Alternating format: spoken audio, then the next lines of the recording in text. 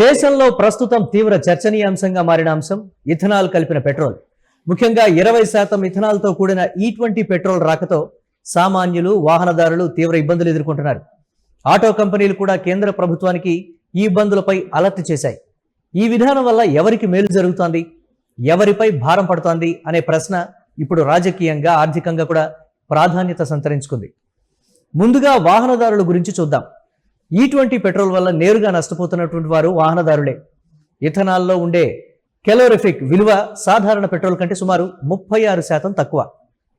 దీనివల్ల E20 వాడితే కనీసం 8% వరకు మైలేజ్ తగ్గిపోతుంది. అంటే ఒకే దూరం ప్రయాణించడానికి వాహనదారులు దాదాపు 8% ఎక్కువ ఇంధనం కొనాల్సి వస్తోంది.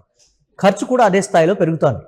మైలేజ్ తగ్గడమే కాదు, పాత మోడల్ వాహనాల ఇంజన్లపై కూడా తీవ్ర ప్రభావం చూపుతోంది. ముఖ్యంగా BS4 లేదా అంతకంటే పాత వాహనాల్లో రబ్బరు పైపులు, సీల్స్, ఫ్యూయల్ పంపులు త్వరగా తుప్పు పట్టేలా చేస్తున్నాయి. ఫలితంగా ద్విచక్ర వాహనాలకు సుమారు 3,000 వరకు, కార్లకు 6,000 వరకు పైగా రిపేర్ ఖర్చులు భరించాల్సి వస్తోంది. పెట్రోల్ బంకుల్లో కేవలం E20 మాత్రమే లభించడంతో ప్రత్యామ్నాయం లేక వినియోగదారులు ఇబ్బంది పడుతున్నారు. ఇప్పుడు రైతుల వైపు చూద్దాం. ఇథనాల్ తయారీకి చెరకు, మొక్కజొన్న, బియ్యం వంటి వ్యవసాయ ఉత్పత్తులను ముడిసరుకుగా వాడుతున్నారు. ప్రభుత్వం రైతులకు భారీ లబ్ధి చేకూరుతుందని చెప్తున్న వాస్తవం భిన్నంగా ఉంది. చెరకు రైతులు ఎప్పటిలాగే మద్దతు ధరకే మిల్లులకు విక్రయిస్తున్నారు. ఇథనాల్ వల్ల అదనపు ఆదాయం రావడం లేదు.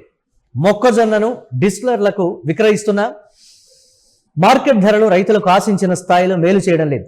అంతేకాక మొక్కజొన్న సాగు పెరగడంతో పప్పు ధాన్యాలు, నూనె గింజల సాగు తగ్గిపోతోందని నిపుణులు ఆందోళన వ్యక్తం చేస్తున్నారు.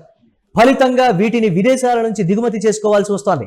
క్రూడ్ ఆయిల్ దిగుమతులకు బదులుగా ఎక్కువ విలువైన వంట నూనెలు, పప్పు ధాన్యాలు దిగుమతులు పెరుగుతున్నాయి. అయితే అసలు లబ్ధిదారులు ఎవరు? ఈ ఇథనాల్ విధానం ద్వారా నిజమైన లాభం పొందుతున్న వారు డిస్టిలర్లకు మరియు పెట్రోలియం కంపెనీలే. ప్రభుత్వం నుంచి గ్యారంటీ కొనుగోలు ఒప్పందాలు, రాయితీలు పొందడంతో డిస్టిలర్లు భారీగా ఉత్పత్తి సామర్థ్యాన్ని పెంచుకున్నారు. ప్రస్తుతం దేశంలో అవసరానికి మించి ఇథనాల్ ఉత్పత్తి సామర్థ్యం ఉంది. అందుకే వారు ఈ విధానాన్ని బలంగా సమర్థిస్తున్నారు.